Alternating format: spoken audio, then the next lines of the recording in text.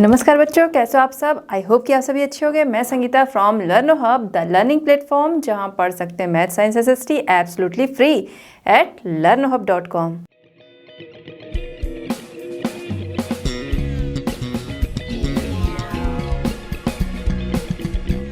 बच्चों, आज हम डिस्कस करेंगे NCERT solutions for class 8। Topic हमारा है land, soil, water, natural vegetation and wild life resources. Question number 1 to 4।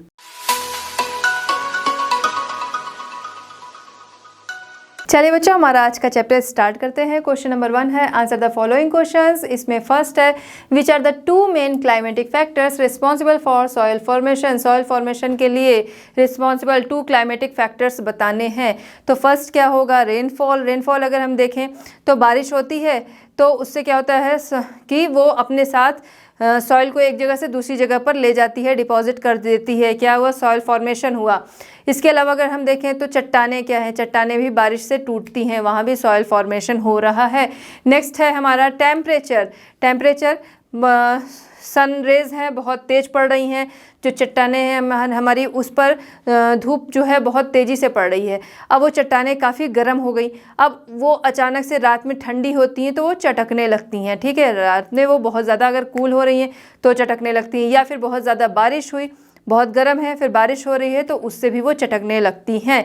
तो ये भी क्या हो गया, रेनफॉल एंड टेम्परेचर जो है वो यहाँ पर 2 क्लाइमेटिक फैक्टर्स हमें मिल गए। नेक्स्ट हम देखते हैं सेकंड क्वेश्चन यहाँ पर, right any 2 reasons for land degradation today. ठीक है, लैंड डिग्रेडेशन के लिए बताना है 2 रीज़न। तो फर्स्ट हमारा होता है डिफॉरेस्टेशन, क्योंकि जो ये सबसे मेन है, डिफॉरेस्टेशन जो है लैंड डिग्रेडेशन के लिए ये सबसे मेन है। क्यों?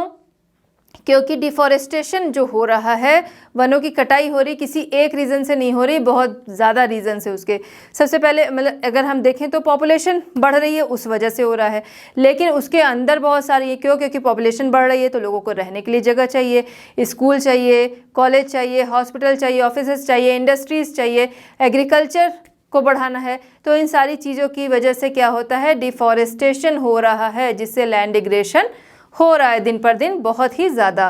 फिर है ओवरग्रेजिंग। एनिमल्स हैं उनके द्वारा ओवरग्रेजिंग, उनके हूव्स जो होते हैं वो उनकी वजह से लैंड डिग्रेडेशन होता है। ठीक है, उनका ज़्यादा जाकर चरना। तो इस तरह हमने देख लिया, ये हो गया। इसके अलावा आप पेस्टिसाइड्स वगैरह भी डाल सकते हो, लिख सकते हो इसमें, क्योंकि रीजंस तो बहुत ज़्यादा हैं। यहाँ पर 2 लिखने हैं तो हम लोगों ने 2 यहाँ पर लिख दिए। चलिए बच्चों, हम देखते हैं क्वेश्चन नंबर 1 का थर्ड क्वेश्चन। क्वेश्चन हमारा है why is land considered an important resource. Land को इम्पॉर्टेंट रिसोर्स क्यों कंसीडर किया गया है? अगर हम देखें तो लैंड से ही हमारी सभी बेसिक नीड्स जो हैं वो फुलफिल होती हैं। बेसिक क्या देखें, हमारी सभी नीड्स जो हैं वो उसी से फुलफिल होती हैं। क्योंकि अगर हम ज़्यादा डिटेल में जाएँ तो हर कोई किसी न किसी तरीके से लैंड पे ही डिपेंडेड है। हमारे हर एक काम जो है वो लैंड पे ही डिपेंडेंट है, हम रहते उसी पे हैं। तो सारी बेसिक नीड्स जो हैं वो उसी से फुलफिल होती है, इसलिए लैंड को इंपॉर्टेंट रिसोर्स कंसीडर किया गया है। Land is an important resource because all over basic needs are met by it. It is used for various industries like house building industry, agriculture, food etcetera. तो ये सारी चीज़ें हमें किससे मिलती है, लैंड से ही मिलती है, उसी पे हम रहते हैं। पहले तो रहने के लिए हमें जो चाहिए, तो ये सारी नीड्स जो है वो हमारी इसी से फुलफिल हो रही है, इसलिए लैंड को इंपॉर्टेंट रिसोर्स कंसीडर किया गया है। नेक्स्ट हम देखते हैं question number 4। Name any 2 steps that government has taken to conserve plants and animals. ठीक है, गवर्नमेंट के द्वारा लिए गए स्टेप्स बताने हैं किस चीज़ के लिए, प्लांट एंड एनिमल्स को कंजर्व करने के लिए। ठीक है, उनके कंजर्वेशन के लिए लिए गए 2 स्टेप्स बताने हैं। फर्स्ट हमारा है biosphere reserve and establishment of national park. क्यों? क्योंकि जो भी विलुप्त प्राय जो भी चीज़ें विलुप्त हो रही हैं, जो भी एनिमल या प्लांट्स विलुप्त हो रहे हैं, उनके लिए बायोस्फीयर रिजर्व या फिर नेशनल पार्क बनवाना, वहाँ पर उन्हें रखना। उसके अलावा बाकी एनिमल्स और प्लांट्स को भी उन जगहों पर इस्टेब्लिश करना। तो गवर्नमेंट के द्वारा ये मेन काम किया गया। ठीक है, कि जो भी जातियां विलुप्त हो रही हैं उन्हें वहाँ पर रखना, वहाँ पर उनका संरक्षण करना। ठीक, उसके अलावा अगर हम सेकंड देखें, सेकंड क्या है, जो भी कुछ एनिमल्स हैं जिनका शिकार जो है वो इलीगल माना गया है, वनों की कटाई जो है, कुछ प्लांट्स जो हैं उनकी कटाई जो है उसे इलीगल माना गया है, तो उन सभी पर रोक लगाना, गवर्नमेंट के द्वारा इन सभी पर रोक लगाना क्या है, प्लांट्स एंड एनिमल्स का कंजर्वेशन ही है, provision of provision of poaching and harvesting etcetera. ठीक है, बहुत अगर आपको याद होगा तो ब्लैक बग का केस हम सभी जानते हैं। तो क्या क्योंकि उस पर रोक लगाई गई थी, वो इलीगल था उसे मारना, इसलिए मार दिया गया, वरना तो डेली बहुत सारे एनिमल्स को मारा जाता है, लेकिन उस पर रोक लगाई गई थी। ठीक है, तो provision of poaching and harvesting, तो इस तरीके के जो काम है उससे एनिमल्स एंड प्लांट्स को का कंजर्वेशन किया जाता है, उसके लिए गवर्नमेंट के द्वारा उठाए गए स्टेप्स हैं। ठीक है, फिर नेक्स्ट है हमारा फिफ्थ हमारा है suggest 3 ways to conserve water. Water conserve करने के लिए 3 वेज बताने हैं। तो हो गया प्लांटिंग फॉरेस्ट लगाना, उससे क्या होता है, जो प्लांट्स होते हैं वो उनकी जो जड़ें होती मिट्टी को पकड़े रहती हैं, नमी को रखती हैं, मॉइस्चर को रखती हैं, तो इसलिए प्लांट्स को लगाना। इससे क्या होता है, वाटर बैलेंस, जो हमारा भूमिगत जल है उसका बैलेंस बना रहता है। ठीक है, यूज़ ऑफ कैनाल्स करना, कैनाल्स का यूज़ करना, इरिगेशन के लिए कहीं भी जाके सिंचाई करना नहीं, उसके लिए कैनाल्स का अगर यूज़ करेंगे तो वाटर जो है उसके तो उससे वाटर को कंजर्व किया जा सकता है। ठीक, रेन वाटर हार्वेस्टिंग, तो रेन वाटर हार्वेस्टिंग, वाटर जो बारिश का पानी है उसे बचा के रखना। अगर हम देखें तो कर्नाटक का एक विलेज है जो कि काफ़ी फेमस है इस चीज़ के लिए, तो रेन वाटर जो है उसको बचा कर रखना, उसको फिर यूज़ करना उस तरीके से, तो ये क्या हो गया, इससे हम वाटर को कंजर्व करके रख सकते हैं। उसके अलावा पॉल्यूशन से बचाना, ये भी इसी में आता है। हम डेली जो यूज़ करते हैं, हमारा काम जैसे ही हो गया, हमने टैप बंद कर दिया, ये सभी क्या है, वाटर को कंजर्व करने के ही तरीके हैं। तो planting forest, use of canals and rain water harvesting, 3 ways हमें मिल गए किसके, वाटर कंजर्वेशन के। चलिए बच्चों देखते हैं क्वेश्चन नंबर 2। क्वेश्चन नंबर 2 हमारा है take the correct answer. Correct answer पर टिक करना है। इसमें फर्स्ट हमारा है which one of the following is not a factor of soil formation. ठीक है, सॉइल फॉर्मेशन का कौन सा इसमें से फैक्टर नहीं है। ऑप्शन है A time, B soil texture, C है ऑर्गेनिक मैटर। तो अगर हम देखें ऑर्गेनिक मैटर क्या है, ऑर्गेनिक मैटर जो एनिमल्स डेड हो जाती है फिर सॉइल में मिल जाते हैं, उससे सॉइल क्या होती है, वो उपजाऊ बन जाती है। तो ऑर्गेनिक मैटर जो है वो क्या है, सॉइल फॉर्मेशन में हेल्प करता है। ठीक, फैक्टर है उसका। ए है टाइम, जो सॉइल है उसको बनने में एक अच्छा खासा समय लगता है, तो टाइम क्या है उसके फॉर्मेशन के लिए, ये भी फैक्टर है। बी हमारा है सॉइल टेक्सचर। टेक्सचर क्या है, हर सॉइल का अलग अलग होता है, तो सॉइल फॉर्मेशन के लिए ये जो हमारा ऑप्शन है बी सॉइल टेक्सचर, ये होगा राइट आंसर, क्योंकि ये वो सॉइल फॉर्मेशन के लिए फैक्टर नहीं है।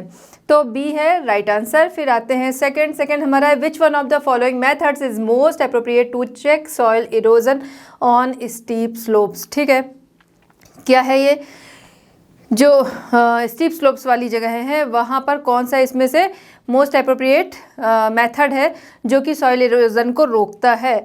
ए है shelter belts, B mulching and C है टेरेस कल्टीवेशन।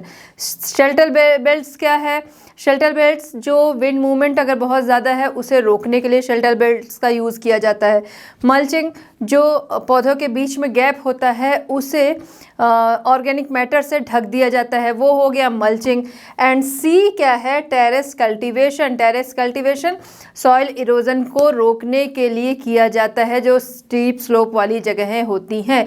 तो मोस्ट अप्रोप्रिएट मेथड जो है वो कौन सा है सॉइल इरोजन स्टीप स्लोप पे रोकने का, ऑप्शन सी हमारा है कौन सा, टेरेस कल्टीवेशन। ठीक है, नेक्स्ट हम आते हैं थर्ड हमारा है which one of the following is not in favour of the conservation of nature.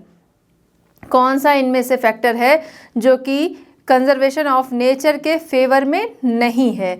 ए है switch off the bulb when not in use. ठीक है, switch off the bulb when not in use, अगर ये देखें तो ये तो कंजर्वेशन ऑफ नेचर के फेवर में है। ठीक, कि एक्स्ट्रा जो फिजूल में हमको इलेक्ट्रिसिटी जो है वो खर्च नहीं करनी चाहिए। बी है close the tap immediately after using tap को क्लोज कर देना, ये भी फेवर में है। डिस्पोज पॉलीपैक्स आफ्टर शॉपिंग, ये क्या है, ये उसके फेवर में नहीं है। तो जो राइट आंसर होगा सी डिस्पोज पॉलीपैक आफ्टर शॉपिंग, कि उसको कहीं भी हमने फेंक दिया, जला दिया, ये सारी चीज़ें क्या है, नुकसान ही करेंगी। तो ये नेचर कंजर्वेशन में हेल्प उसके फेवर में ये नहीं है, तो ऑप्शन सी राइट आंसर है। चलिए बच्चों देखते हैं क्वेश्चन नंबर 3 हमारा है मैच द फॉलोइंग। इसमें फर्स्ट है land use, humus, rock dams and biosphere. Other side पे prevent soil erosion, narrow zone of contact between the lithosphere, hydrosphere and atmosphere, productive use of land, organic matter deposited on the top soil and e है contour plugging. ठीक है, तो अब यहाँ पर हम देखेंगे किससे किसका मैच है। सबसे पहले है लैंड यूज़। लैंड यूज़ अगर हम अदर साइड पे देखें किससे मैच हो रहा है, प्रोडक्टिव यूज़ ऑफ लैंड। ठीक है, productive use of land use को हम मैच कराएंगे, उसका प्रोडक्टिव यूज़। ठीक है, नेक्स्ट हम देखते हैं सेकंड ह्यूमस। ह्यूमस क्या है, वो ऑर्गेनिक मैटर हैं जो कि सॉइल को क्या बनाते हैं, उपजाऊ बनाते हैं। तो organic matter deposited on top soil. ठीक है, ये इससे क्या आता है, ये डिपॉजिटेड है सॉइल के टॉप पर। रॉक डैम, रॉक डैम देखेंगे तो वो यहाँ पर किस में आएंगे, prevent soil erosion. Rock dam किस लिए बनते हैं, वो किस लिए होते हैं, वो सॉइल इरोजन को रोकने के लिए होते हैं। नेक्स्ट हमारा है फोर्थ बायोस्फीयर। बायोस्फीयर क्या है, नैरो जोन है किसका, हाइड्रोस्फीयर, लिथोस्फीयर और एटमॉस्फेयर का। क्यों, क्योंकि नैरो जोन है। ठीक है, पहले तो हम ये समझेंगे कि बायोस्फीयर को मैच कराएंगे हम narrow zone of contact between the lithosphere, hydrosphere and atmosphere, क्योंकि इसी में लाइफ होती है। जहाँ पर ये तीनों जोन मिलते हैं वहीं पर लाइफ होती है। केवल लिथोस्फीयर पे लाइफ नहीं हो सकती है।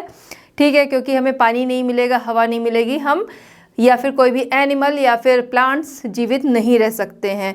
वाटर मिल गया, लैंड नहीं मिली, एयर नहीं मिला तो नहीं रह सकते हैं। ठीक है, वाटर मिल गया, लैंड मिल गई, बट एयर नहीं मिली तो भी नहीं जीवित रह सकते हैं। तो लाइफ कहाँ पर पॉसिबल है, जहाँ पर ये तीनों मिलते हैं। वो नैरो जोन जहाँ पर लिथोस्फीयर, हाइड्रोस्फीयर एंड एटमॉस्फेयर मिलते हैं उसे हम कहते हैं बायोस्फीयर, यानी कि पारितंत्र जो है वहाँ, वहीं पर उसी में ही बायोस्फीयर में ही लाइफ जो है वो पॉसिबल है। और वो उसमें क्या क्या आता है, उसमें आता है हाइड्रोस्फीयर, लिथोस्फीयर और आपका एटमॉस्फेयर। ठीक है, तो ये हम मैच कराएंगे फोर्थ को किससे, बी से मैच कराएंगे। आई होप कि आपको समझ में आ गया होगा किससे किसका मैच है। चलिए बच्चों देखते हैं क्वेश्चन नंबर 4। क्वेश्चन नंबर 4 हमारा है, state whether the given statement is true और false, if true write the reason. Question हमारा क्या कह रहा है, स्टेटमेंट दिया है, आपको बताना है ट्रू है या फॉल्स है। अगर ट्रू है तो आपको रीजन देना है, अगर फॉल्स है तो भी हम लोग रीजन दे दिया जाएगा। स्टार्ट करते हैं। फर्स्ट हमारा है, Ganga Brahmaputra plain of India is an over populated region. ठीक है, गंगा ब्रह्मपुत्र का जो प्लेन है वो ओवर पॉपुलेटेड रीजन है। तो ये क्या है, ट्रू है या फॉल्स है, ये ट्रू है, क्योंकि इंडिया की जो मोस्ट पॉपुलेशन है वो कहाँ रहती है, गंगा ब्रह्मपुत्र प्लेन पे ही रहती है। क्योंकि ये जो है गंगा ब्रह्मपुत्र प्लेन है, पहली बात तो ये कि ये फ्लैट है, यहाँ पर घर बनाना या फिर खेती करना या फिर सड़कें बनाना, ये सारी चीज़ें यहाँ पर इजी हैं। इसके अलावा ये बहुत ज़्यादा उपजाऊ हैं, बहुत ज़्यादा फर्टाइल हैं। तो अगर फर्टाइल हैं तो पब्लिक जो है, पॉपुलेशन जो है, उसका काम आराम से चल जाएगा।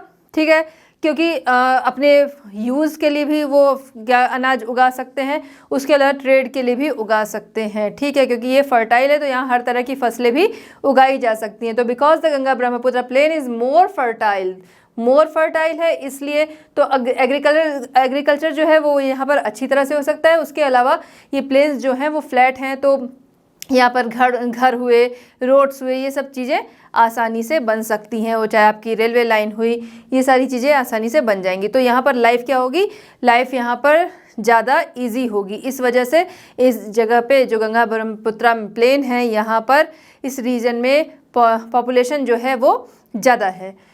नेक्स्ट हम देखते हैं, सेकेंड हमारा है, वाटर अवेलेबिलिटी पर पर्सन इन इंडिया इज़ डिक्लाइंग। ठीक है, वाटर अवेलेबिलिटी जो है इंडिया में वो डिक्लाइन है।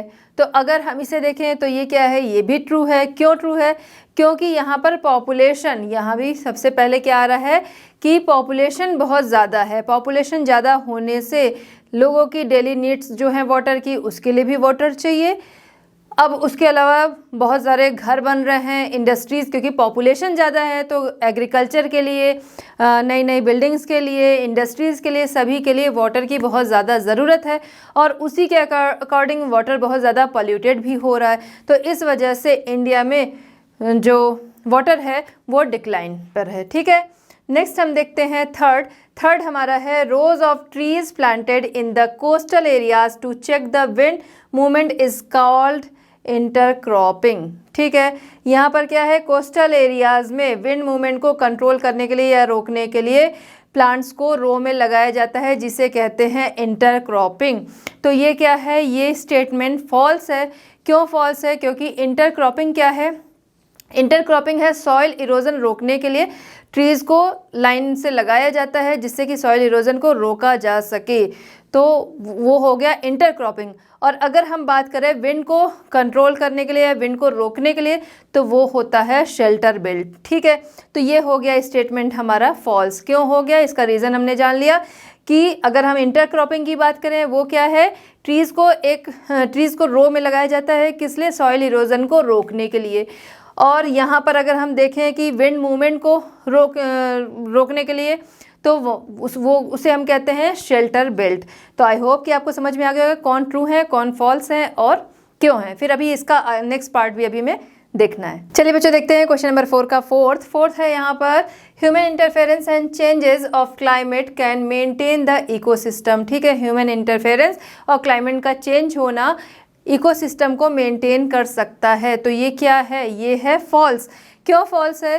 क्योंकि ह्यूमन इंटरफेरेंस जो है, डिफॉरेस्टेशन कर रहे हैं, पॉपुलेशन बढ़ रही है, ये सारी चीज़ें क्या है, ये सारी चीज़ें इकोसिस्टम को डिसबैलेंस कर रही है। ठीक है, तो ह्यूमन इंटरफेरेंस जो है वो क्या, या फिर अगर हम देखें कि क्लाइमेट चेंजेस जो हैं, ये सारी चीज़ें क्या कर रही हैं, इकोसिस्टम को ये बिगाड़ सकती हैं। ठीक है, उसे डिसबैलेंस कर सकती हैं। अब क्लाइमेट चेंजेस क्या है, जैसी क्लाइमेट चाहिए वो नहीं, हम देख रहे हैं ग्लोबल वार्मिंग जो है वो बहुत ज़्यादा बढ़ रही है, तो ये सारी चीज़ें क्या करें, इकोसिस्टम को ये नुकसान पहुंचा सकती हैं, उसे डिसबैलेंस कर सकती हैं। तो ये क्या है, स्टेटमेंट हमारा फॉल्स है। तो बच्चों इस तरह हमारा ये चैप्टर होता है कंप्लीट। मिलते हैं नेक्स्ट चैप्टर नेक्स्ट सोल्यूशन के साथ। लर्न हब फ्री है पर बेस्ट है।